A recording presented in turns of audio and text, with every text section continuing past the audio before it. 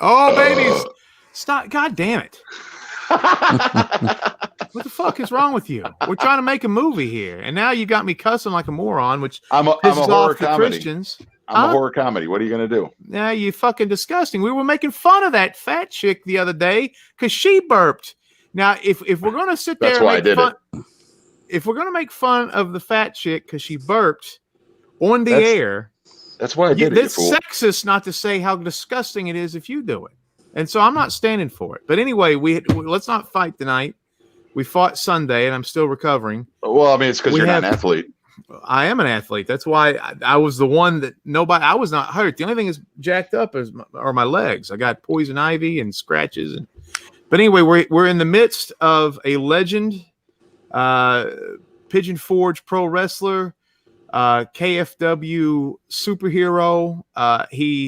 I would dare say that he and his brother, but mainly this guy that we're talking to here, is the reason that KFW is still around today, because people for years and years and years wanted to see this little guy named Issac Cain defeat all of the heinous evil combatants from Nashville and all points in between. And this guy here held up a wrestling company on his shoulders, and for years and probably over a decade, hell, I know it's over a decade, for probably 15 years, getting close to it. KFW is on this guy's shoulders. This guy took a promotion called Kinfolk Wrestling. How goofy does that sound? And made that the number one pro wrestling organization in East Tennessee for the last 15 years. He took that on his shoulder. And we're sitting here, but more importantly than him being a pro wrestling super guru, he is a cinephile of the horror genre, and he's going to talk tonight about Halloween at Hall. So, ladies and gentlemen, it's Issac Cain, y'all. Thank you for having me on here. No problem.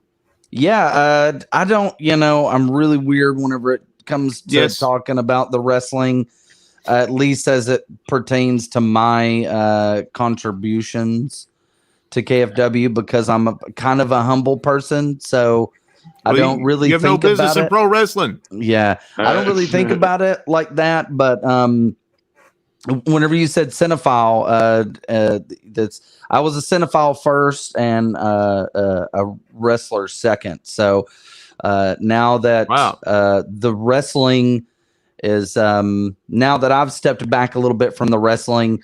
I've teamed up with Richard. We're doing the Nerdy Laser podcast. We're teaming up with you guys. We're doing where can you find the Nerdy Laser podcast? So on Facebook at Nerdy Laser, on Instagram at Nerdy Laser, and on Twitter at Nerdy Laser. Can you believe it? No one's used the name Nerdy Laser, so we actually get to keep it. You can listen to our podcast weekly on Spotify and SoundCloud. We also have a Patreon page where we have extra content that drops every Sunday. And we cover just all forms of, films and comic books, video games, and everything in between. Okay. Now on our podcast, we don't discriminate. You say you can listen weekly. We like to listen strongly. But you can listen either way you want. Yeah, I want to fluff your butt here real quick though. I got to tell you, with you've KFW, already annoyed me 3 times, and we've only been doing this for 4 minutes. I'm just telling you, if a couple more times, I'm cutting it. I'm just turning it off. I got other things to do. I got to tell you, when people found out, because we didn't work with me and Funk worked about 3 years together before we went to KFW and had a pretty good run.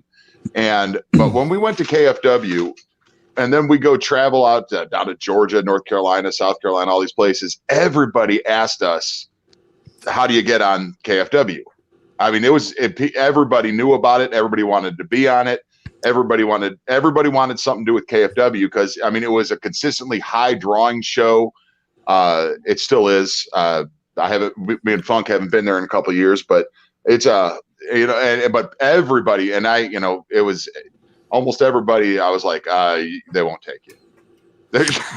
Well, I'm gonna be honest with you. At least for those first, like through all the Team Nashville stuff, and all the way up until we made it kind of right off the Parkway, I was kind of in a bubble. A lot of wrestlers will travel and do multiple shows, and that was something that I didn't do. I was like, My focus is KFW, and because of that, I would hear about you guys, and I would hear about other workers, and I would hear about other shows, and I might occasionally go and work another show, but for the most part, I lived in the KFW bubble, and that was like, you know.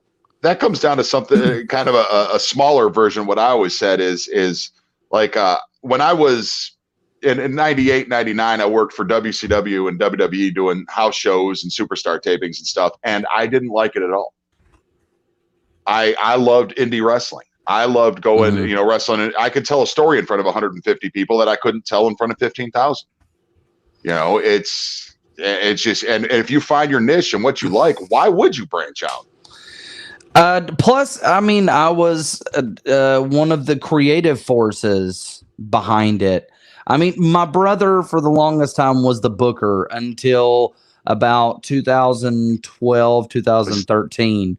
And then I started helping him with that. And then I became it was like designing the entrance, doing the flyers. I got into the creative side. Well, and it took on a much more horror type thing. You could tell by your background. I mean, that's not your studio. That's your, that's your room. Yeah. It took on, KFW did take on, you started doing more Halloween events, even Halloween events in June. You were doing Stranger Things. And well, that's, I always thought that we started TXW out of Knoxville, and we were kind of competing against KFW for years.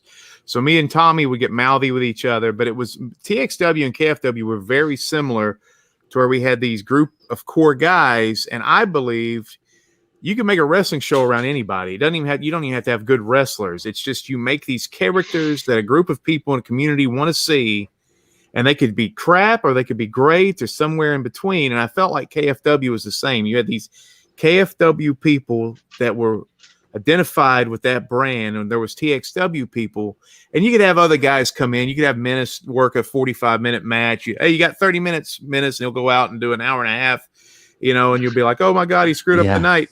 But you could have these guys that were like super indie guys or whatever, but you always have the stories around people that were dedicated to the brand that you were trying to put in the neighborhood. And the best success we ever had was going to these poor neighborhoods in Knoxville and taking flyers and putting them on mailboxes. And people were like, wow, you brought wrestling to Vestal.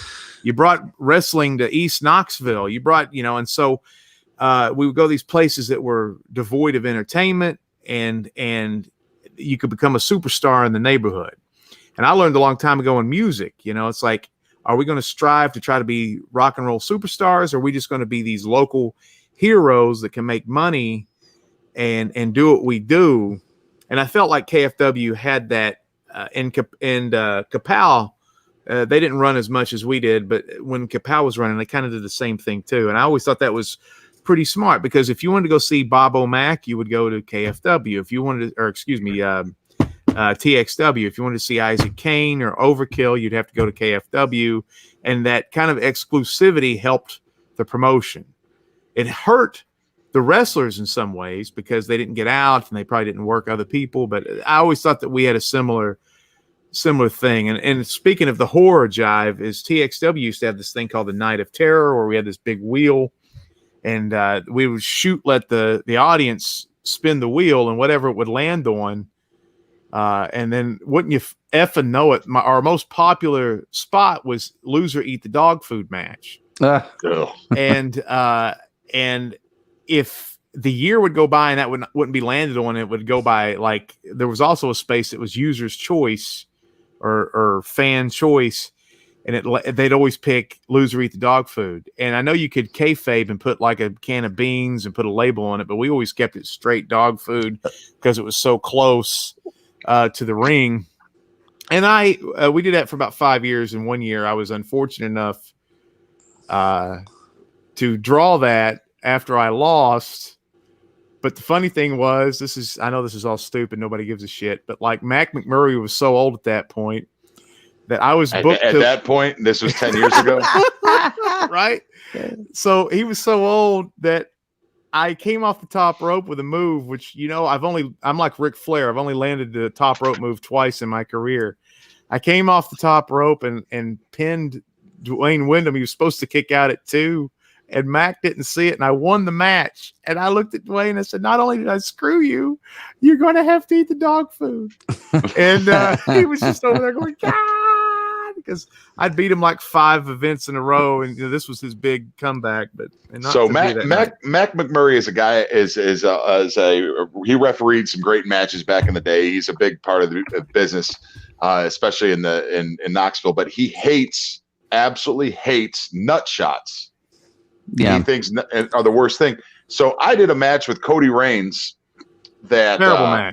Terrible match, and it was supposed to be terrible because the idea was Mac McMurray was in the crowd, and I wanted to annoy him, and we hit each other in the nuts 20 times. That match yesterday was on the world famous flea market. Horrible match. It was embarrassing to watch for you.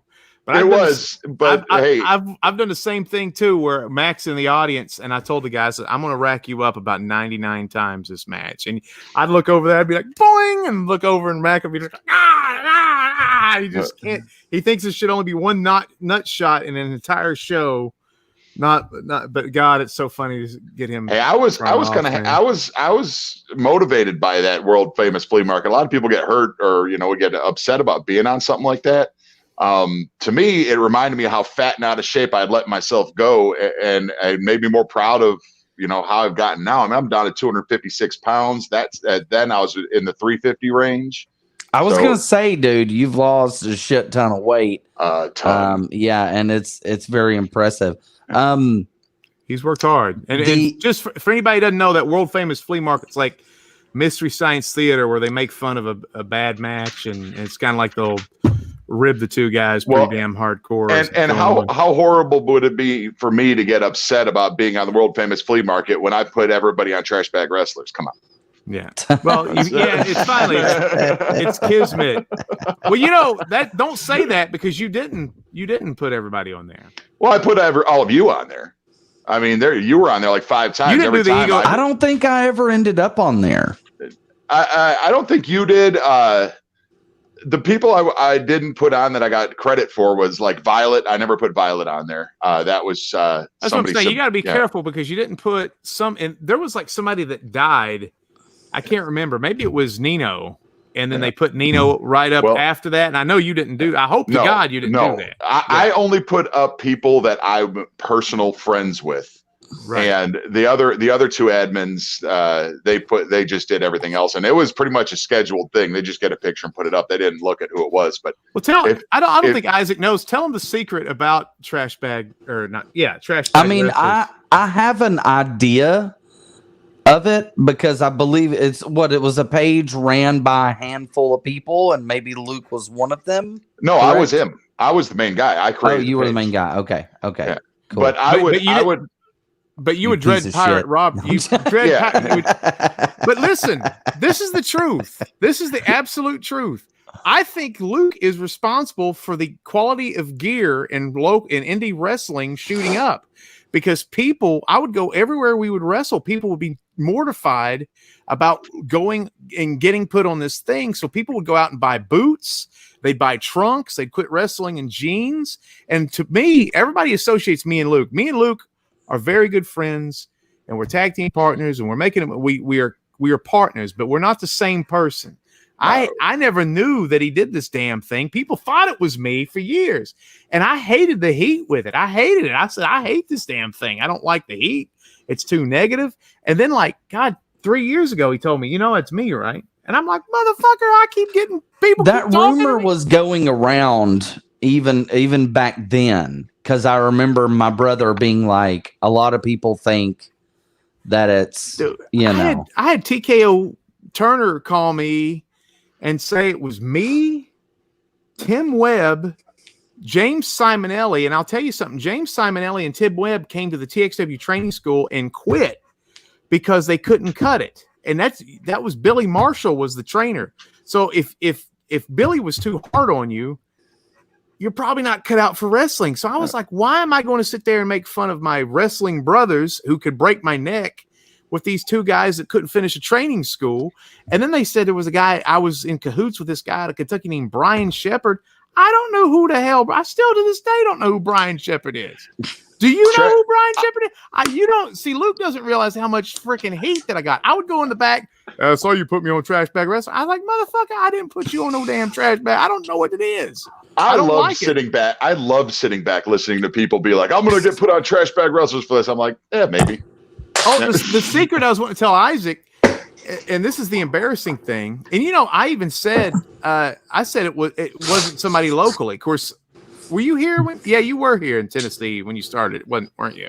Me? Yeah. I was. Oh, okay. Yeah, but I didn't know if he was in Chicago. See, he started this shit before me and him were friends or anything. So, but the funny thing is people would submit their own picture all the time. Like Donovan Daniels or people like that would submit their own picture, and all then one of Luke's you said most of the people were people that submitted their own because they were smart enough. Half the people that went up on that page submitted themselves because they realized it was putting them over. So at least I'll give the wrestlers that much credit. Was they realized that you were getting put when you were on Trash Bag Wrestlers, you were getting put over. I will tell you. I think Vinny knows this. The whole thing started as a rib in a instant message conversation. And the first two people that ran the site were me and Matt Bourne. Doink the Clown, the original Doink. Yeah, I never knew that. Yeah, he died shortly thereafter. But I mean, it was a full rib. We were just going to rib our friends. So and then a guy who wrestled his whole career in non-wrestling gear started that site. And yeah, well, he is a weird thing in how it works, because I can remember whenever my brother got put on there with Tyler Jett and Joseph Knight, that was I remember that being a big thing. Yep. But I'll be honest with you guys, I've had people ask me to come on their podcast and talk about wrestling, and I usually say no, but since I'm on here, I do want to get something off my chest as it pertains to heat. You guys are the masters of heat out there. You and Tommy. No, I got a lot of heat from the workers for years. See, that's what with Trash Bag Wrestlers, that's me and Luke. Your brother is Luke. And I'm just over here trying to damper everybody. I'm like, no. He's a good guy. Well, the whole thing is my heat was a little different because for those years, a few years before the Team Nashville deal, and then I'd say about a 5 to 6 year span, I was working with people like Chase Stevens and Goldust in the area, and there was a lot of wrestlers that didn't like me because I was getting a lot of these opportunities. And I would even ask, like, why am I getting these opportunities? And if you talk to my brother, it's a really cool way that he explains it, because he dealt with a post-concussion deal for like 10 years. Right. And he wanted to wrestle just like I did. And he was like, for years, I couldn't wrestle. And he was like, and the reason, he goes, that I would put you in these situations is I was living vicariously through you.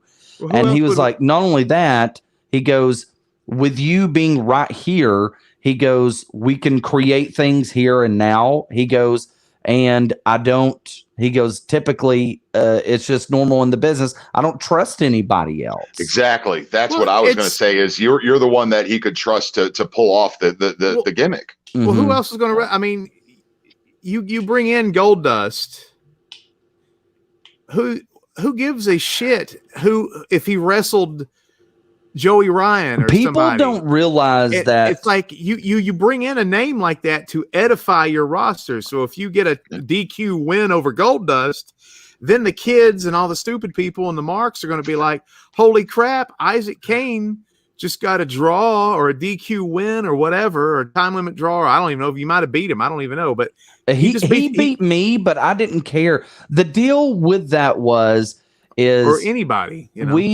whenever we booked him, we had a different idea for that match, and it was going to be me, Goldust, and someone else.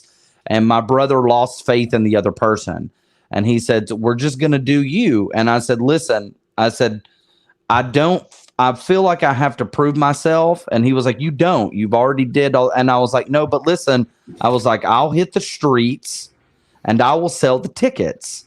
And that's what I did. So by the time Goldust got there, I had physically drove to Maryville, Morristown, Kentucky. I had literally met people out, drove and met them, sold them tickets, hounded them to that. By the time Goldust got there, he was already paid for.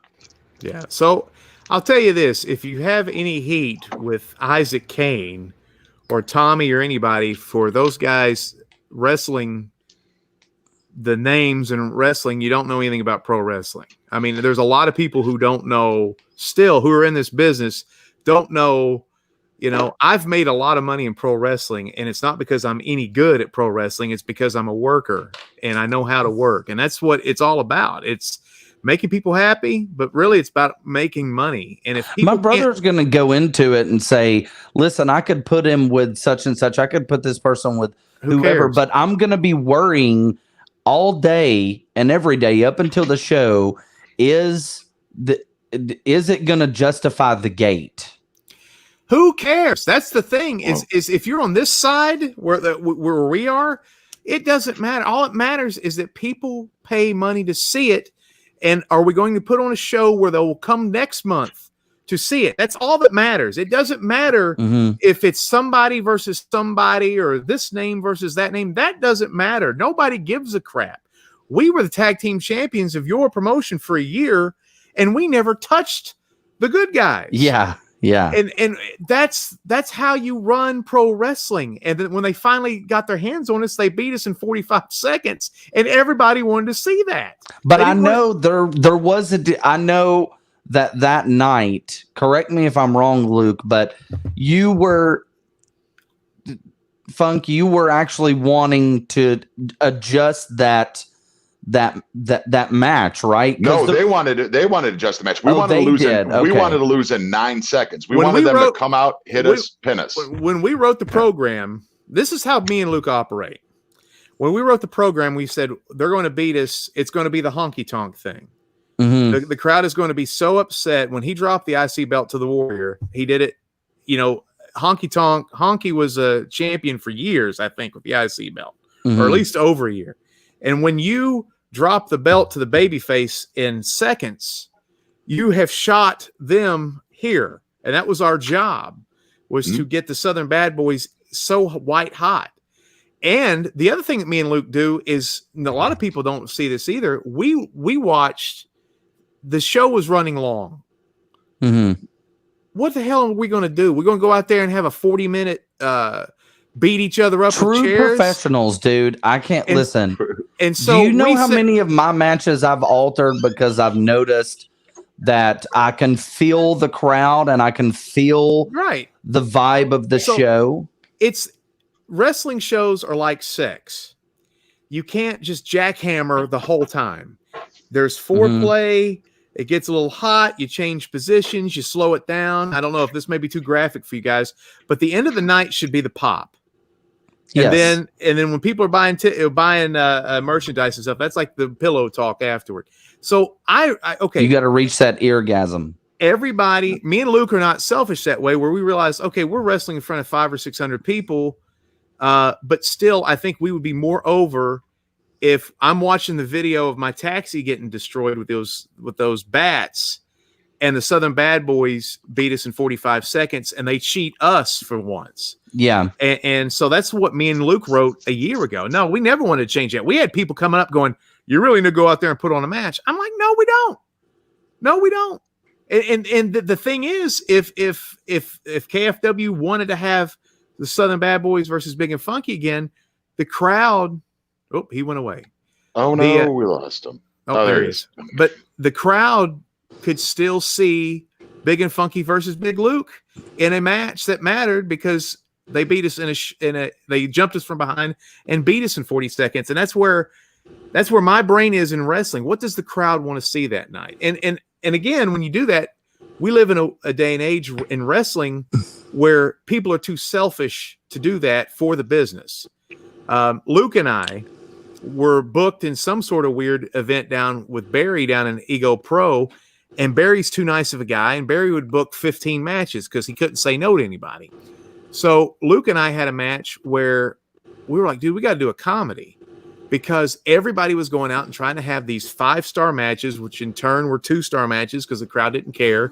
And so Luke went out there and he was doing this head injury gimmick, and he pretended like he couldn't remember his finishing move. So he brought notes. And so we would stop the match and the crowd would be like, his finisher's a full Nelson slam. And he would be sitting there looking, he would get me down and he would be trying to do it. And the referee would be trying to help him. And the crowd started chanting, "You can't wrestle. You can't wrestle." And so Luke looked over at me, dude. And when the match finally ended, the place went crazy. They hadn't made a peep with all these quote unquote 5-star super indie matches for 5 minutes or for 2 hours. You know, guys were coming off top rope doing these, bam, nope, nothing, breaking their necks, trying to get each other over. And so we come out there and he's sitting there he's flipping through the book, and the referee's like, how do you do this? We did the thing beforehand where I was like, I don't want to wrestle you. You've got there's something wrong with your brain. So we put that out there so the crowd would know what he was doing. So it wasn't so weird. But dude, we got nominated for match of the year. And I think we took 2 bumps on that, you know? So, I mean, but it was a gift. The real reason we did it was a gift to the fans because they were tired. They were tired of seeing wrestling. So we gave them something to laugh at. And the same thing when we went out there and dropped the belts to Southern Bad Boys, they were tired of seeing wrestling at that point. Yeah. They wanted to see a video. They saw Jumbo. You guys have a cool Jumbotron thing out there. They saw my taxis getting beat. And when we did that video, 5,000 people on Facebook saw that before Facebook thought that was a hate crime. I had neighbors calling me going, "Hey man, do we need to call the police? Do we need to come up with some sort of neighborhood watch?" And then the police did get involved at one point. Yeah. So. Yes, they did. And I kept going, I don't know what to do, man. These guys, you know, I'm a pro wrestler and they're trying to kill me and they hate. I never got out of kayfabe because I was wanting it to go with the gate. I had friends of mine from Knoxville that hate wrestling that came and bought a ticket because they were afraid it was going to turn into a blood fight. Yeah. So, I mean, that's the cool thing about the sport is still we can play with that line, but you give as a professional, you give because the crowd needs something, and you give yourself to the promotion trying to be professional. What happens these days is because the business is so full of marks, they see that shit and go, well, these guys didn't put on a 5-star match. They suck. We're capable of putting on a good match. But why the fuck do it if you don't have to? Why did Big and Funky get to go to Chicago? We should have been able to go. Well, we hear a lot of bullshit like that. Do you know another reason why I never traveled to a lot of local shows? Because I would get people that would contact me, and literally I can count on one hand how many times I worked Ego or Kapow or any of those events. I can count on one time. But there's another reason why I didn't work a lot of those shows is because I loved the theatrics of the wrestling more than I loved the wrestling. So I was like, I'm going to create, I want my entrance and all that stuff to be just as important as the match. So then it became, I'm going to be at the Armory. And instead of coming out where everybody else comes out, we're going to raise the door with all the car lights. And I'm going to buy fireworks. And there's going to be fireworks going off. Or maybe this time I'll have a bunch of people dressed as me. And I'll come out of a casket and have a trap door in it. I could control my character. I could control the narrative and how people viewed me. And anytime I went anywhere else, no one had the same vision of who I was. Right on. Anywhere else. So yeah, you're the second match. I didn't care about that. I was just I mean, like, I want to make a movie with myself. That's right.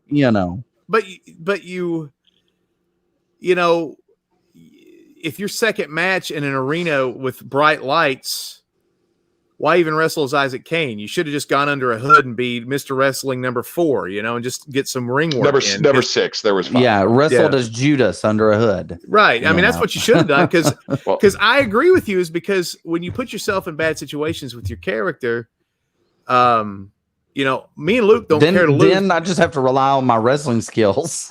Right. Oh. And then that's the thing too, is who cares about wrestling? That's the thing about wrestling, is the wrestling is the last part of any of this sport. And we've gone away from that. And so everybody's trying to cram 5-star super indie matches on the second match of the night. And it just doesn't work. It's the reason why I can't wrestle anymore. I mean, I broke my back and I messed myself up. And then exactly, I felt I did rehabilitation. I got better. And then I came back and I still tried to do that same stuff. And you weren't crazy either. That's one of these things these kids these days are going to realize is when you're in the second match, you're getting paid $15 and you're jumping off and doing 450 splashes in front of 30 people. When you're my age, you're not going to be able to walk. I'm 45 and I can still go. There's guys that can't move at 35 that we know them. The way I like to put it over now is when I'm sitting backstage and I hear a bunch of people talking and they're talking about ribs, they're talking about stories, they're talking about weird things that happen. And I'll remind them, I was like, you notice how we're not talking about that time you did a full Nelson chicken wing into an arm bar crossover. That's not the things that people remember in wrestling. They don't remember moves. They remember the good times. Thank you. I don't remember moves. I remember moments. So whenever I have kids that watched me, for example, and they came up to me, one of the bigger memories that people have, I did a gimmick one year at the Black Harvest event where I fought Shane Williams, and we were going to bring it back at the next event and do a scaffold. So we had one scaffold system set up where we had banners. So I did the whole deal where we did a casket match. He threw me in the casket. Lights went off, came back on. He opens up the casket door. I'm gone. I've already climbed up the scaffolding system. And I challenge him to a scaffold match on top of it, and I throw the pumpkin down like the whole Road Warriors gimmick. And people remember that stuff. And people remember, you won't believe this. You won't believe this. Thank you for this. And anybody who's a wrestler going to watch this, you need to listen to what Isaac's saying here. Because I'm sick of being in the back and guys are on their phone looking at their match to see how their match looked. It doesn't matter. When you're not wrestling in front of for a television, your match is going to look like shit because your girlfriend was talking and a kid bumped into her. And no matter what you do, that match on YouTube is going to always look like crap. You got to wrestle for the crowd. And I even said, I can't even remember what capacity, but I think I was either talking to Travis or El Gordo Gringo or Luke. I can't remember, about the pumpkin gimmick off the scaffold that you did. You were talking to actually all of us about it. You were talking to Travis, but we were all there. It was on a trip to North Carolina for the film. Okay, so I was talking about when you threw the pumpkin off the scaffold and how of an important what the genius of that was. I know you got that from somewhere else, but still, the genius to remember what that is about is it tells the person watching the video that could have been somebody's head. Yes, that's the whole point. Yeah. And that one night or whatever, that was a stroke of genius because I don't know who won that fucking match. I don't care who won that fucking match. I remember the pumpkin being thrown off the scaffold. And that's what pro wrestling is. That's what these memories and moments are what's important, not the fucking moves and not doing something that is athletic. And do the moves, great. But that's not what is important in pro wrestling. Well, to get over to movies and end the pro wrestling thing, I just want to say this: if you had heat with Issac Cain for working names, and you had heat for me being trash bag wrestlers, and you had or putting you on trash bag wrestlers, if you had heat with Funkmaster V for anything, that's your problem. I've never done anything to anybody. I've been a nice guy. Shut up. That's your problem. Learn how to work. I do want to say too that it's before we get into the movie talk, it's a lot about happy mistakes. I went back recently and I did whenever Shane and I did the scaffold match, there was something really weird that happened, and we had planned on a particular way to end this. And I actually was friends with a person that worked at the rescue squad, so he was genuinely concerned.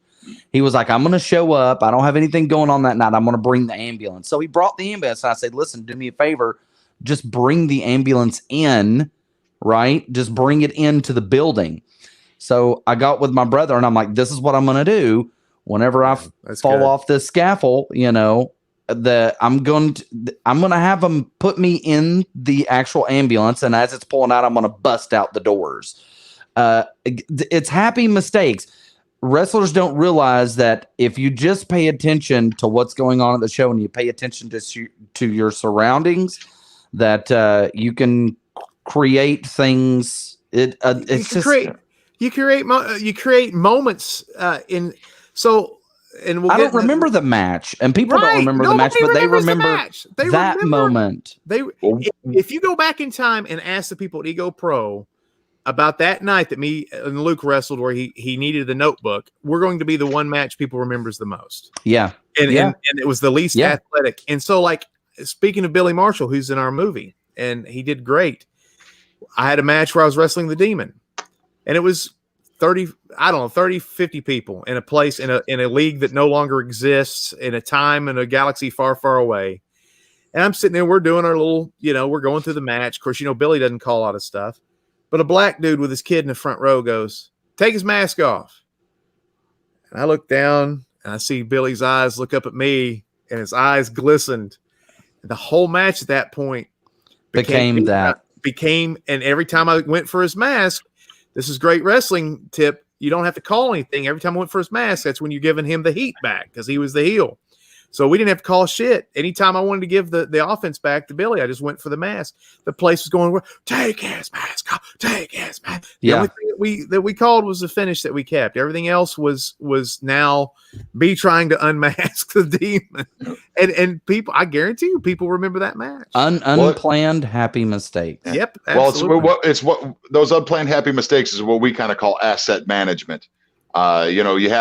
That's how we made this movie. We knew a bunch of people that did a bunch of stuff. We knew a bunch of people that told stories. We knew, we knew actresses. We knew weird people. Weird people. And we took what we knew and made a movie.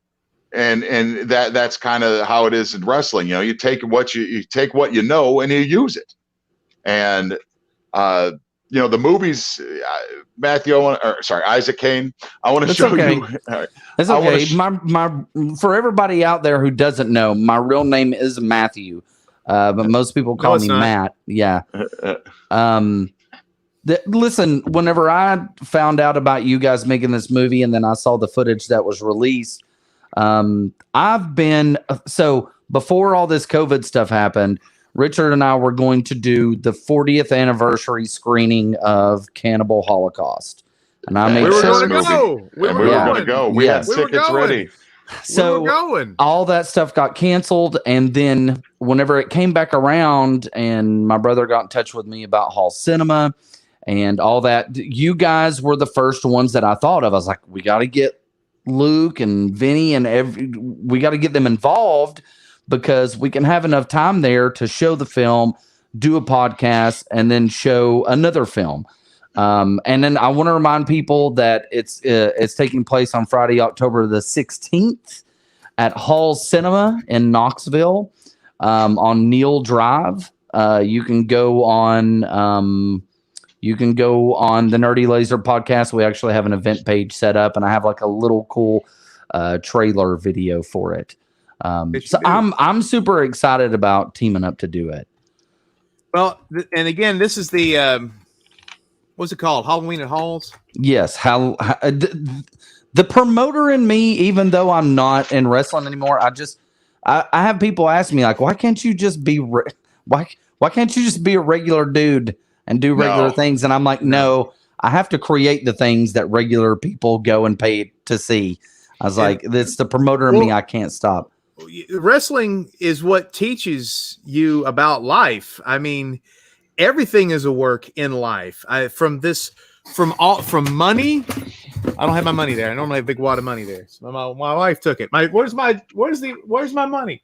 But anyway, like from freaking money to everything. In some regards, there's that T-shirt that says, of everything in life, pro wrestling is the most real. And when you're in a situation where you're trying to fake violence in front of a paying crowd, those are some of the most, and something's going wrong, that's some of the most real moments of your life. Is like, how am I going to keep this thing together? But our aspect, or what me and Luke and our friends and Big and Funky Productions are bringing to Halloween in Halls on October 16th, is you're going to see the test screening of The Hike. Now, this isn't just a movie that Luke and I are going to put on YouTube or even a Sci TV, which that would be cool. But this is a thing. On Friday, we're getting the final word on the final distributor that's picking it up, and this is going to be a worldwide release. We're getting paid real money, and we're excited, and we put a lot of blood, sweat, and tears. This has been a hellacious journey, and we're talking a horror comedy drama hybrid, a kind of it's got action. Yeah. It's got mystery. It's based on real events. It's based on a legend of Spearfinger, which a lot of people know. Luke and I are part of Wrestling with Ghosts, and it's a paranormal show. There was a thing that happened when we were trying to find Spearfinger, and part of those events that happened on our TV show inspired what predominantly Luke, but also I wrote about this movie. And so when you go see this, comedy, horror, action, mystery, suspense, and you get to decide the ending. This is the only place we're going to do this at. We're going to have 2 endings filmed for you guys. And you guys, there'll be a questionnaire, and there's also going to be a contest because we're going to give some prizes away. We haven't talked about that, but there are some secrets to the movie that we're going to give everybody there, and you can kind of fill out the form, and whoever wins, that's one of the things we're going to give away. We're going to give away some Wrestling with Ghosts stuff, autographs, that kind of thing. The first ever movie poster that was made. That was printed off. That's very laminated there. Laminated, y'all. Laminated in Halls. That means it's official. That's right. So you get to choose the ending with everybody that's there of the 2, and that's what we're going to go worldwide with. And again, I don't want to get out here and say a bunch of shit because I know me and Luke have talked for years about signing TV contracts and Netflix, and it seems like things always kind of go south halfway through these things. But, we're talking about major horror distributors. Well, none of that matters now, right? Because here's the thing. You guys have pulled together your group, the group, just like with wrestling, the group that you trust, the group that you know. You guys pulled y'all's stuff together and created it yourself. So now once it's out in the world, then it's out in the world. That's true. Right? I mean, we live in a crappy time. I'm talking a lot. Luke's not talking, but we live in a crappy time. But one of the things that we have is that you can actually go out there and do this. We've had people go up to Luke all the time. Why can't I be in a movie? Why can't you put me in a movie? And it's like, go on, do it. I do you think I enjoy, dude, for the last 4 weeks, I've been behind a computer editing. It's getting fucking old. While putting calamine lotion on your legs. Yes. I mean, you should see my legs. They look like they've been through a meat grinder. I almost fell off a mountain. We've been joking around that he looks like he's on meth because his legs are just scabs. It reminds me of the Cartman episode where he's like, yes, calamine lotion. He's bathing. I love Jesus. I love the funk, and I love calamine lotion. My wife is here. Luke is way down here. I mean, calamine lotion is shot, but I fought Luke for 3 hours, Isaac, on a gravel road. In a pretty much a shoot fight. We took hard bumps, man. Hard bumps on gravel roads. These are real moves. These aren't, and we show it. And people, I'm showing, and it's funny, we were talking about this with wrestling. I'm showing a select few people the fight scene that's going to be near the end of the movie. And people who know that I'm a pro wrestler, people I'm married to, that I put my wee-wee in, and people that have been created because I put my wee-wee in people who know what I do and know what I've done for 15 years in wrestling or however long it's been. They're sitting there going, is he hitting you? Are you hitting him? And it's like, are you crazy? I'm not going to hit a good friend of mine that I'm making a fucking movie with brass knuckles and teeth, but they know, but it's like, oh my God, because, and that's just part of this movie that is like, but you can't. Some of that's like with wrestling. Some of that stuff can't be faked. Right. It hurt. Yeah. So, you pull it as much as you can, but for the most, you got to make it look right. Yeah. And when we know how to hit each other, and there was a girl, and we were like, hit him with this. But anyway, we won't get into all that. So anyway, because that'll ruin something for somebody. What is the runtime of it? What are you looking at? That's another thing too. We were mortified that it was only going to be an hour. And there's parts where you're just like, oh my God, we're blowing through these scenes too quick. And like these major plot points, like I said, there's things, this happened in real life. But now that we've learned a lot. I mean, Luke and I, from the beginning of this project, because I'll be honest with you, we didn't know how committed everybody was going to be. I knew Luke and I were committed because me and him are insane, and me and him, I mean, we'll drive to Easton, PA to do a Wrestling with Ghosts just so we can eat the Philly cheesesteak in Philadelphia. You know, we'll drive to Baltimore, Maryland to do a comedy sketch so we could have soft shell crab or something. So I mean, we're crazy like that. That's what we do. This is what I do for fun is hang out with Luke and make movies and videos. So at the beginning of this, we didn't know how Candy, who's our lead actress, who has done just, she'll rip your heart out. Jesus, God, this girl acts her ass off in this thing. I mean, there's points in this thing where in the fight scene where she's begging him not to kill me. I'm tearing up, man. And I know what happens. I gotta say, I was jealous because, I mean, this is one of those things that I've always wanted to do.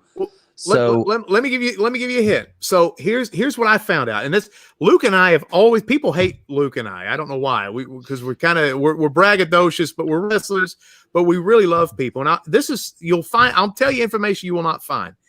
If you write a scene, so if you're going to start Issac Cain or anybody listening to this, because this will pick up, we'll get about 120 to 150 people watch this podcast through the week. If you're wanting to make a horror movie,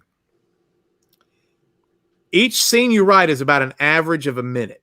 So if you want to write an hour and a half movie, you need to write 90 scenes. So that's a tip.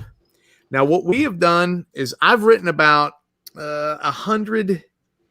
We've written about 120 something scenes, but a lot of those are very fast. So it brought it down a little bit, and we're looking at 92 minutes, which is perfect. And so, but we were mortified. In fact, we actually added things to the movie to flesh it out and we shot things for the movie that we may have to take out. There's a great couple. I mean, that's normal. Yeah, things hit the cutting room floor. Right. You want to typically whenever you hear filmmakers talk about whenever it comes to editing, which is one of my favorite things to do, is it'll be, well, if this particular scene doesn't move the story forward, then it's probably not needed, right? But we also are very big fans of Tarantino, and Tarantino's movies don't move Tarantino's movies forward. They move them back and to the side. But there's a lot of things, like a lot of the things that we have in there that we're absolutely in love with really don't have much to do with the movie at all. They're just great dialogue scenes. Yeah, that's actually that's actually not true. Now that I watched, and I don't want to give too much away, but there's 3 flashback scenes that we add to the hike, and for the most part, they're comedic. Which I was against at first because I wanted everything to stay in the woods. I never wanted to leave the woods. I did too. As a horror person, Isaac, you can respect the problem with Devil from M. Night Shyamalan was they left the elevator, and that's when all the horror and suspense left. Yes. So that's why Misery is so great. Yes, it's all there. So we wanted this whole thing to be in this claustrophobic, kudzu-filled forest where it was hard. The viewer would be having a hard time breathing. Somebody has histamine problems. But we added these things that were flashbacks. They're being told from people still in the woods, and visually, he took off. He said, screw you. But he's out. He's out. He'll be back here in a second. But so for anybody else, but it's nice having him on. We actually, we should actually have more guests on, by the way, because I try to have a third person every week. It's just sometimes they can make it, sometimes they can't. Right. But I mean, like people that really are out of our wheelhouse too. Let's see if he tries to get back. I don't know if he kicked the gimmick. I'll message him real quick. Okay. You want to talk to him about the event, I guess, or anybody watching this, John? Yeah, man. Again, it's October 16th in Knoxville and Halls. I don't understand Knoxville. I guess Halls is a suburb or is just a different. It's a north location. It's a north. It's North Knoxville. It's North Knoxville at the Halls Cinema 7. You can join us. We're going to do a Q&A. All the members of the almost everybody that's in the movie should be there. And we're going to screen the movie. It's going to be a test screening. It's not going to be the final version of the movie. There might be, there might be some audios and edits that are weird. Yes. But we're also going to put two different endings onto the movie, and you get to pick which one. Now, I know which one I like, which was, the original ending we had was awesome. And that's the first one we'll probably present. The second ending, we kind of wrote on the fly, and Candy had a lot to do with writing it. Yeah. And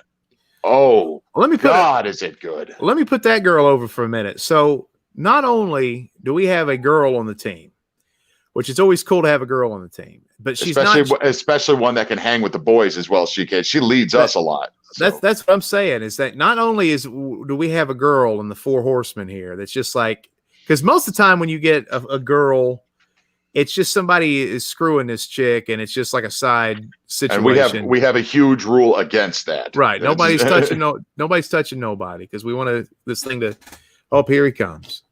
But this girl is giving me here we go. Hey, baby. Hey, what happened? My phone just, that's okay though. All right.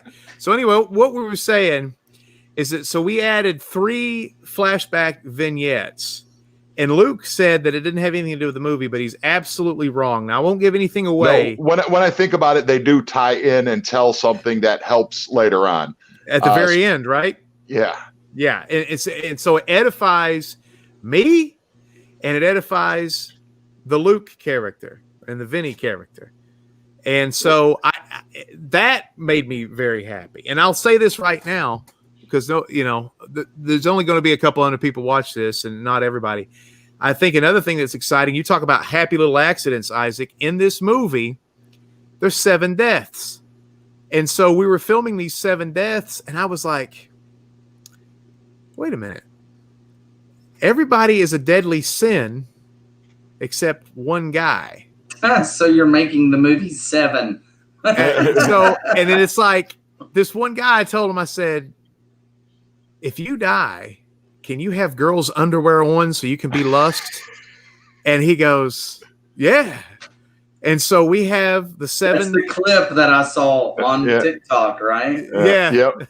Now the funny thing is about the guy that put on the woman's underwear is he is a former Secret Service agent that personally knows the entire Obama family on a first name basis.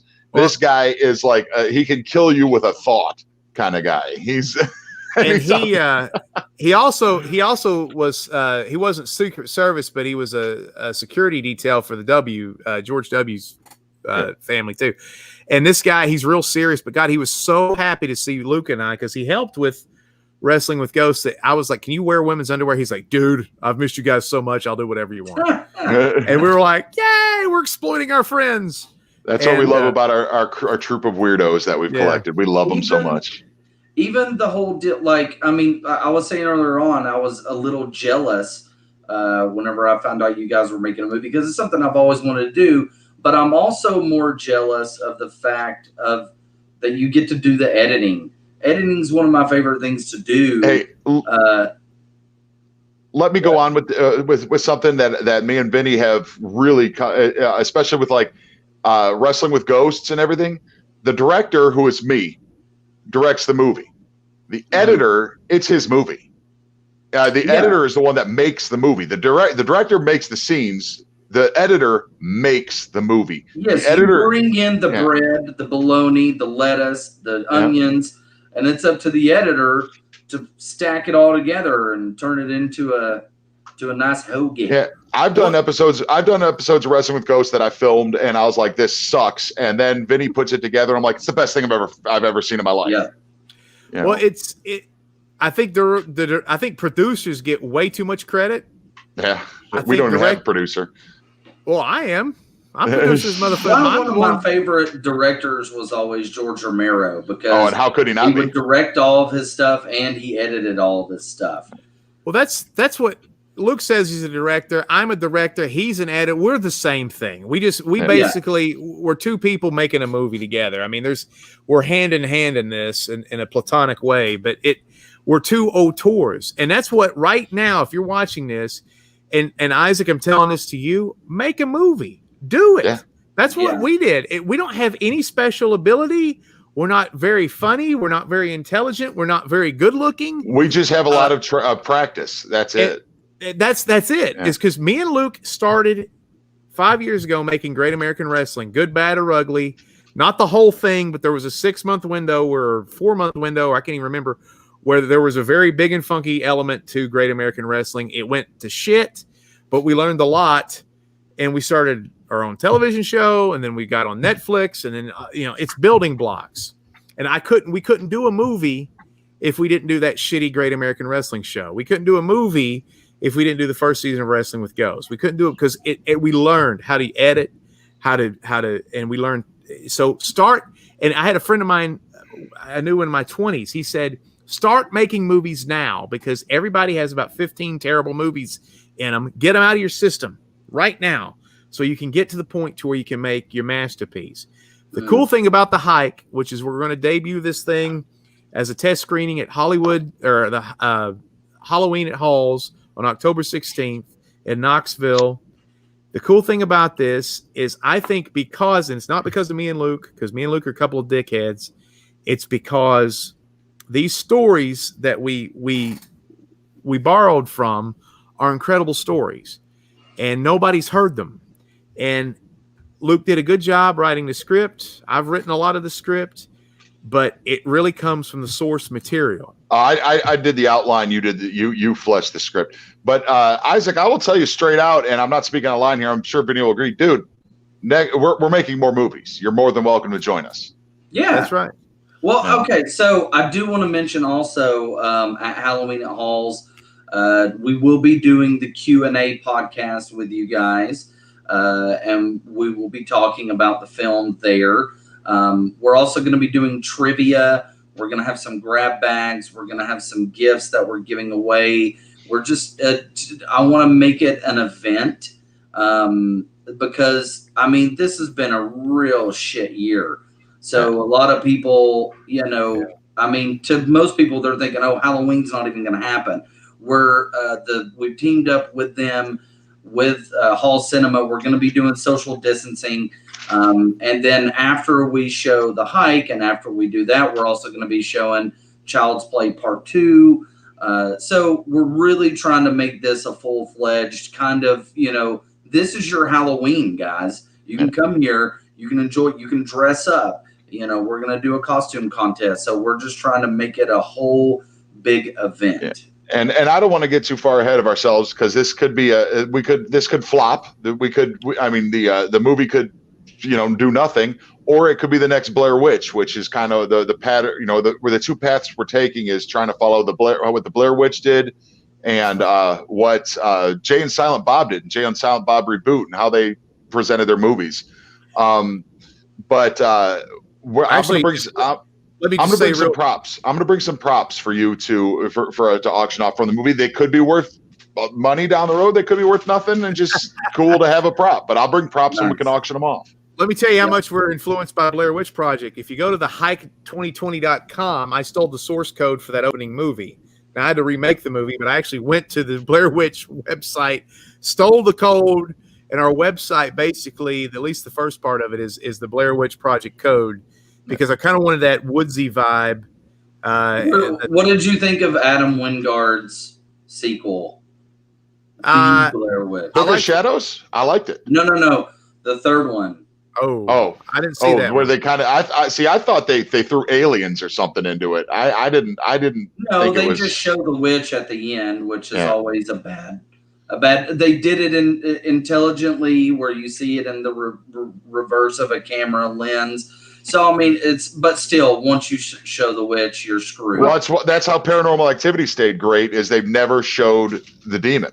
Thank you. Thank you. And so even the marked ones, people shed on that, but going back and watching that one was even kind of good. I loved all those movies. You give me a found footage movie, I'm in. As Above, So Below was a fantastic movie. I mean, dude, I love Cannibal Holocaust. That's like Grave Encounters. If you haven't seen Grave Encounters, go watch Grave Encounters. I love that one too. I like the sequel also. Yeah. Well, that's what, this, we're not coming out and saying this, but our movie is about a Cherokee legend named Spearfinger. And she is, if you look up the Cherokee legend of Spearfinger, which we actually did an investigation on Nolan Creek Trail, which is the most haunted trail, they say, in North Carolina. I don't know how they came up with that. But the coaches voted. Yeah, it's the UPI and the AP poll or whatever. I don't know. But they'll play in the championship game against another trail coming up this fall. But this was the same trail that my brother hiked and got his hiking stories that are fuel this movie on that same trail. And so when we went on that trail 20 years later, we had weird shit happen to us. So we incorporate all of that into this movie. And the reason I bring that up is Spearfinger is a suggested bad guy in this movie. Or is she? Or is she? That's right. So, but she is an evil rock golem that has a very long obsidian finger, and she pokes people in the heart to kill them. She also can mimic and shapeshift. She also can throw rocks at people. She can throw trees at people. And so, and the gimmick that we use here, and sounds a little bit like a Bigfoot. A little bit. When you're talking about throwing trees and rocks and stuff. Yeah. And so so when we do this episode of Wrestling with Ghosts, where we go and try to find Spearfinger on Nolan Creek Trail, because we heard all these people were getting squished with trees and stuff, we go down to Cherokee and we start talking to people about Spearfinger. They don't want to talk about her. It's like, we thought it was kind of like the boogeyman. Like they would be like, oh, we tell the kids at night that if you wander off the trail, Spearfinger tells. Yeah, I think the one person I asked about it, she said, she goes, "Oh, it's just like the boogeyman." All right, tell us about it. Oh, we don't talk about it. They're scared to shitless, and it's part of their religion. So it's almost like if somebody came to us and said, "Tell us that wacky John the Baptist and how his head's like floating on a plate the rest of his life." You're like, dude, don't talk about John the Baptist that way, or whatever. It's like that's part of our religion. You know what I mean? So it's like. They're guarded a little bit about the information about Spearfingers, and we had to do a lot of research. And it's a horror movie. We're trying to keep it. We don't want to cultural appropriate, but she's a part of the woods that I live in. She's part of this area. So Great Smoky Mountain National Park starts 10 yards that way behind me. She's part of the Cherokee legend, but she's also part of my legend because she's part of my life here too. And so we're not trying to disrespect. So we're not going to give her the power of flight, or she can't melt people with her mind or anything like that, but we're going. She might not even be in the movie. Yeah, that's true. It could be all a red herring. Well, You never know. I love the fact that it's, based on an urban legend. There's something about cautionary tales that turn into urban legends, that turn into movies, things like high beams, always look in the back of the car. I love the fact that you're taking an urban legend that is real, as opposed to what like Blair Witch did, where they created their own urban legend. You're actually basing this off of something that is real, or as at least has some kind of semblance of realism to it. And it's also based on the actual experiences of my brother. Me and my brother are not a lot alike in any way. He's like a world-renowned adventurer. And when you talk to my brother, he's like, "Hey man, what you doing there, boy? Come on over here. Let me grab your pants." Or whatever. I mean, we look alike and we sound totally different. It is weird how much you guys look alike. Yeah, so I'm playing kind of his character, not really, but kind of. I'm that spot. But these are things that happened to my brother when he was on that trail and other trails in the Smoky Mountains. That his stories are insane. He's a great storyteller. So that's why I'm saying, Luke did a good job with the script, and then I helped, and Candy helped with the script.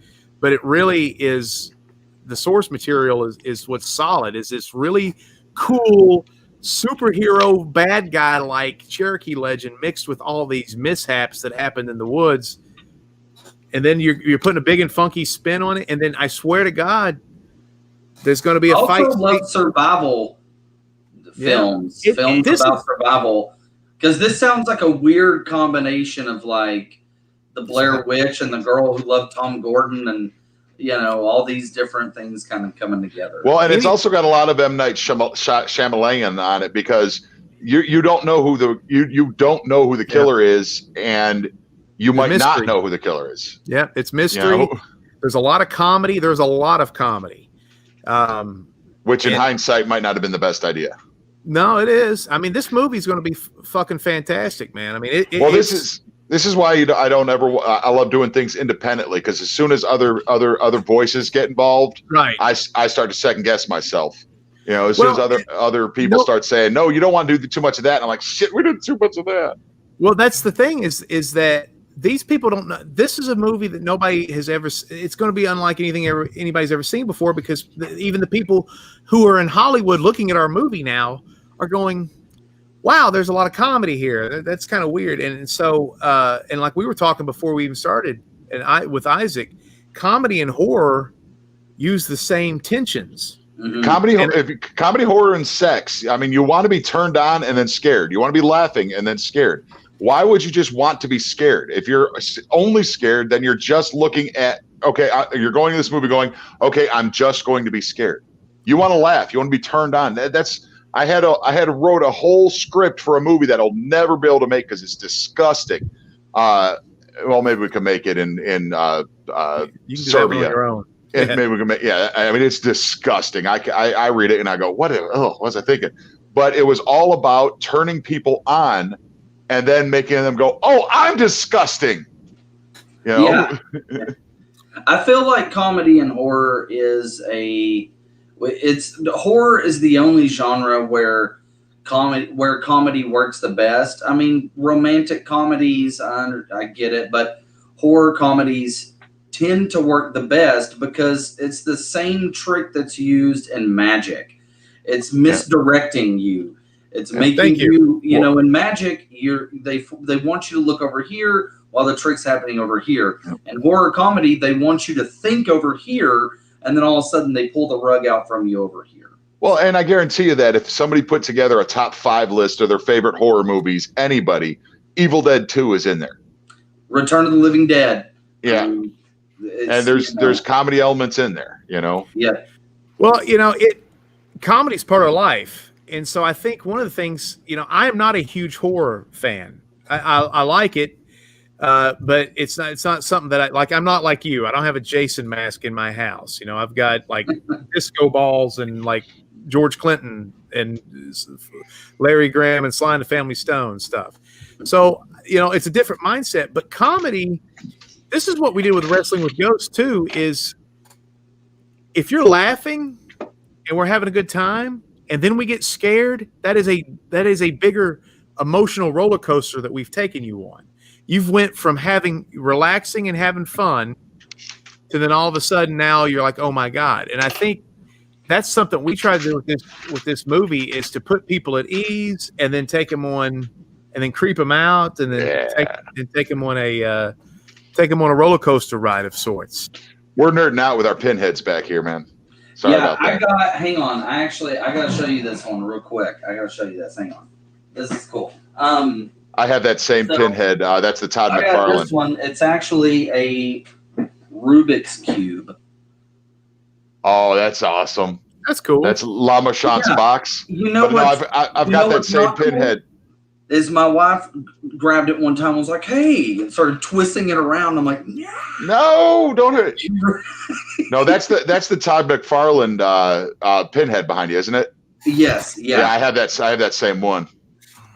It's listen, I couldn't be more excited about teaming up with you guys to do the test screening and doing this event. I got the month of October is a big month for me, and it sounds like it's going to be a big month for you guys because I got on top of this.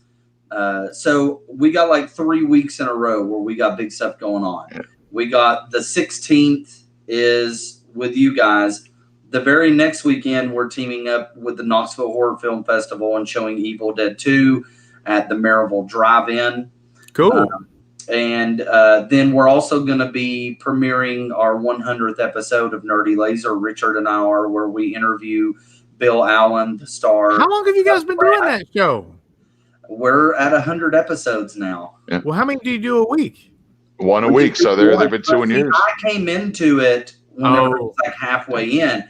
But we are interviewing the star of the movie Rad. So Bill Allen. Jesus Christ. There you go. Yeah. So, well, it just got re-released on a special edition by Vinegar Syndrome after 30 years. They finally released the movie on a special edition. So. God, I remember watching that and Gleaming the Cube. Hey, I will say, if you're watching this because you love Issac Cain and you love KFW wrestling, there are a lot of tie-ins to KFW wrestling in our movie. You will see Keith Gavins, a KFW wrestler. You will see Travis Graves, El Gordo Gringo, a KFW wrestler. You will see a scene filmed at a KFW wrestling show.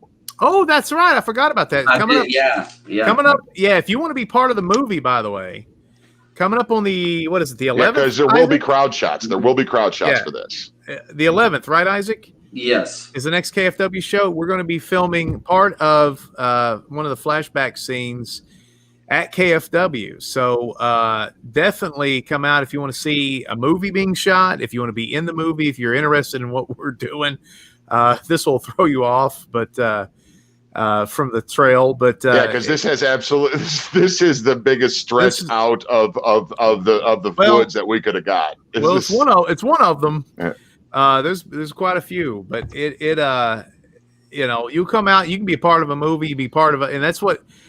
Luke and I are big believers in building a troupe, building a group, and we've got people who are, furries, and Demetria, the fire-breathing transvestite wrestler, and Billy Marshall, the wrestler, and people that voted for me, and people that we met who are psychic mediums and stuff, and empaths from Wrestling with Ghosts, and our cavalcade, our comedy stuff. All this stuff is we've got this huge fear of people that we're now bringing in to make content. We're very excited. Wrestlers. Yeah, it's a weird thing how things circle around. Like, Funk ran for governor, and one of the guys that voted for him kind of became online friends with him. We ran into him at a convention. Now his daughter did all the creature effects for our movie. Yeah. Oh, nice. Yeah. So we collect weirdos. So that's kind of what is exciting about seeing this too. And I just want to put over Isaac. Thank you for coming on the show. Are we going to be on your show in an hour or what? Yeah, I think we're going to do a segment on Nerdy Laser, which will air on Thursday. So you guys are going to come on. We're going to talk a little bit about the movie. We're going to talk a little bit about the event. I do want to remind people that tickets are on sale right now over at Nerdy Laser on Facebook and on Twitter. You can find the events page. They're only doing 50 tickets, so it's a limited seating.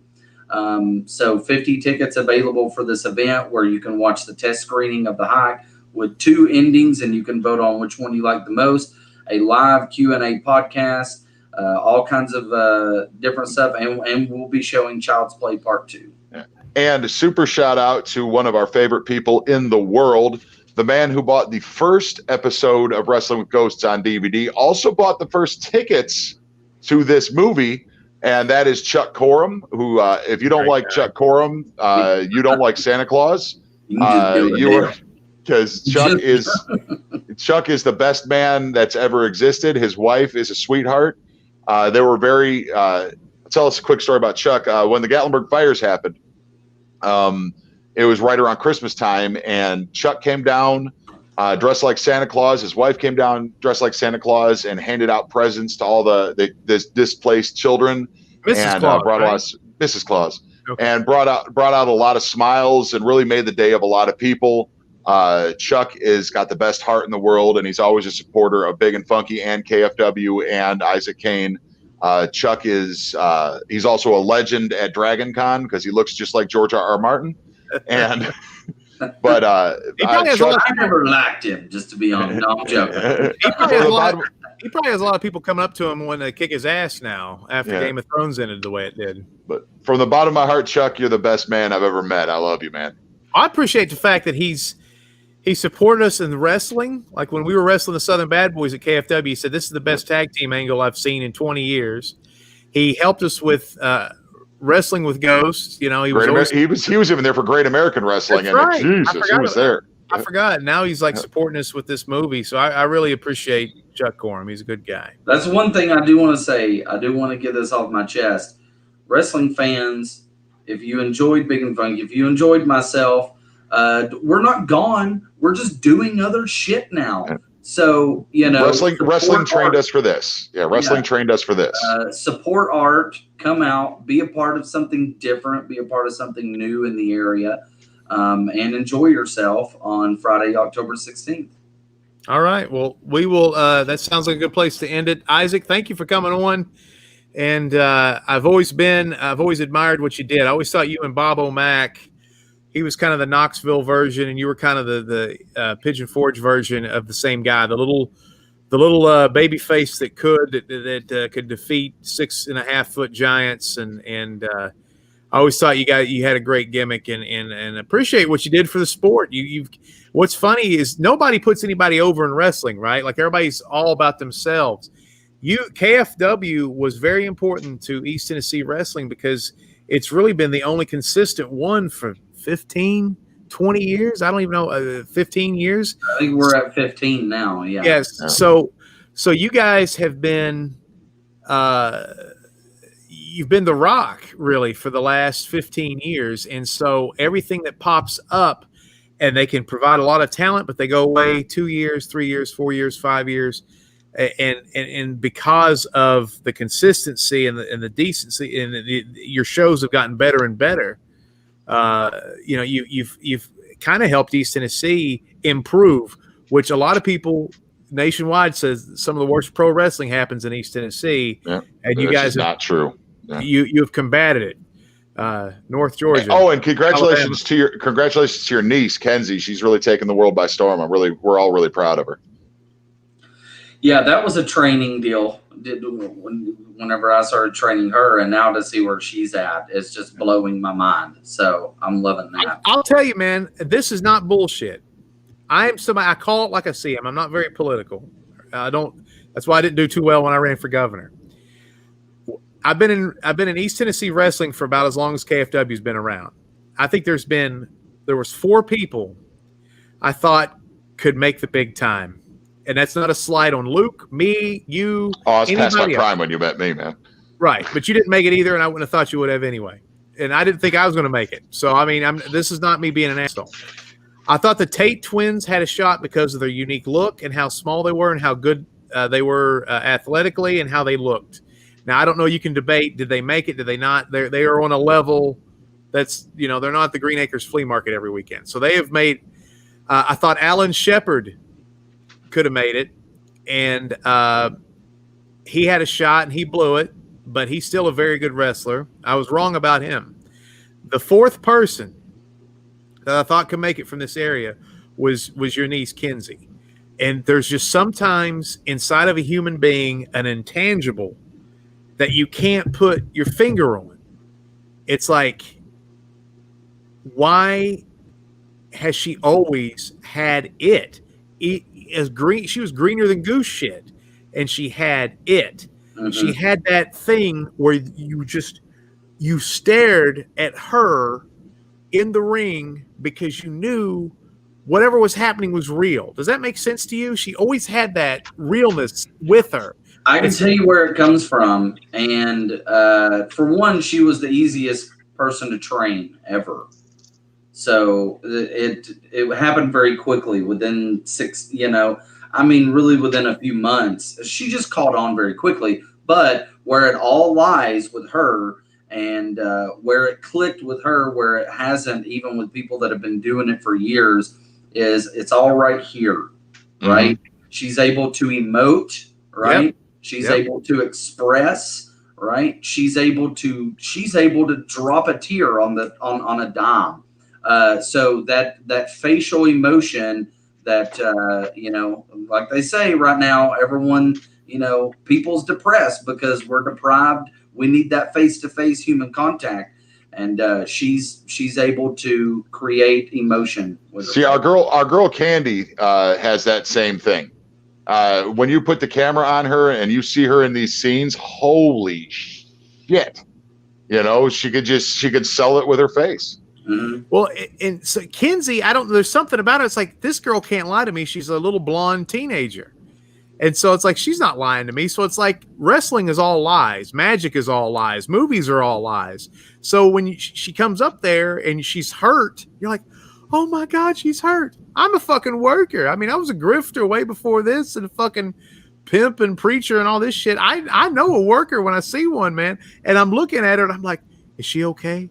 You know, it's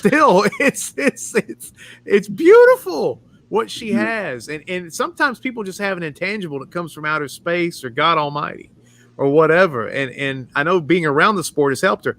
Athletically, in this area, nobody get heat with me.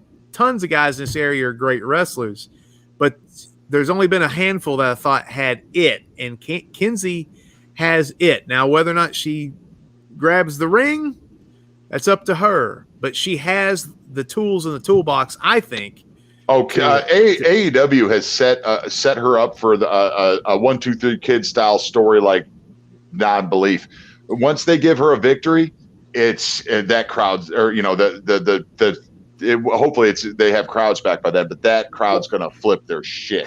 One of the things that I told her whenever I was training her, and this is really good advice for anybody who wants to be a Ricky Morton style babyface. If you have issues with selling and having people have sympathy for you, every single time you're down and every single time you're selling, lock eyes with one person on the crowd and reach out to that person. Like, you want them to help you, right? If you do that every time you sell, you will eventually learn how to do it. And she caught on to that very quickly. I think being a babyface is so much harder than being a heel, because it's so hard to not die. How do you sell and not die? That's still something that's hard in my mind when I'm in a wrestling. When I'm a baby and I'm trying to sell, but I'm also trying to not die, and I'm also trying to get sympathy and not look like I'm getting my ass kicked. You got to die a little. Yeah, that's one of the hardest things in wrestling, is how to get your butt kicked and not look like a nerd. How do you still have the audience believing in you when you're sitting there like, oh, I'm getting my butt kicked? And she's got it, man. I mean, that's bada boom, bada bing. She's got it, and that's great. So, are we going to be on in your gimmick here in about 30 minutes? Is that right? Yeah, I'm gonna go and get prepared. I'm gonna talk with Richard and make sure everything's set up. So yeah, we're gonna have you guys on here in about 30 minutes. Thank you for having me on here. This is a really cool setup. I didn't know about StreamYard. You need to do StreamYard, bro. Yeah, StreamYard's the best. We got a chat room over here and everything. It's awesome. And you could broadcast to YouTube, Facebook, and record it, and it's the best thing. This is over here. Is this chats? Yeah. Yeah. So we got a pretty chats going on the whole time, and I didn't even know it. Yeah, it's a pretty light night tonight. I'm not sure why, but oh well. But you can, and if you pay, you can shoot this thing out to like 5. You can put it on TikTok. You can put it on Instagram or your Facebook page. You can have up to 20 guests. Yeah, that's too many. But 3 is too many for us. But we'll see in a bit, man. Isaac, thank you so much. And again, the event is Halloween at Halls, October 16th. They're going to have Child's Play 2. Tickets are going fast, but you can see The Hike, which is the movie that Luke and I have been making for the last month and a half, with 2 endings. And you get to pick which one you like. And that's what we're going to keep. And our movie is not just going to be on YouTube. It's going to be distributed worldwide. We'll get news Friday with who's going to grab that up and have the luxury of shooting this movie that uses Great Smoky Mountain talent, Great Smoky Mountain locations, Great Smoky Mountain legends. This is going to be an East Tennessee, Western North Carolina movie, Southwest Virginia movie. And so if you have any pride, our musicians, every musician has ties with this area that's going to be in it. So it's a very East Tennessee movie. And if you want to see East Tennessee kick ass in the movie industry and kick the shit out of Georgia for once and Louisiana, this is the movie to support. We're going to beat the hell out of Alabama with this movie. Is the soundtrack going to be synth? or is it going to be ambionic? I'm trying to, with my new PA system over here, I'm trying to figure out how to record a lot of acoustic guitar stuff because I'm a big fan of soundtrack. So I will be gnawing at the soundtrack. Well, this is what. So Luke is doing a lot of the background, the themes, the background themes. Nice. But we're going to have music from Miles Engel. Cool. Our lead singer, or our lead actress, is a lead singer in a band called Vox Day, formerly of Hesperian. We're using one of her songs. There's a rap band and a great dude who's in wrestling as well, but he's out of Asheville, a black dude named Spaceman Joan and the Motherships. His stuff's going to be on there. Fish Fisher's in there. Fish Fisher, who's out of Toledo, but he plays in Gatlinburg all the time. He's kind of like a swamp rock guy. And then I've got a friend of mine who was in a Christian rock band called Omega Rage and a couple other bands. He's actually tracking and writing the music for the fight scene at the end of the movie. He's putting music to everything that happens. So I'm excited to see what he comes up with. He actually, and a couple of these people have done opening songs for us on Wrestling with Ghosts. So it's really cool. Like I said, it's synergy. It's people that voted for me when I ran for governor. It's people that we attached onto from Wrestling with Ghosts. It's musicians from the area. It's pro wrestlers from the area. It's legendary weirdos from the area. I mean, Demetria,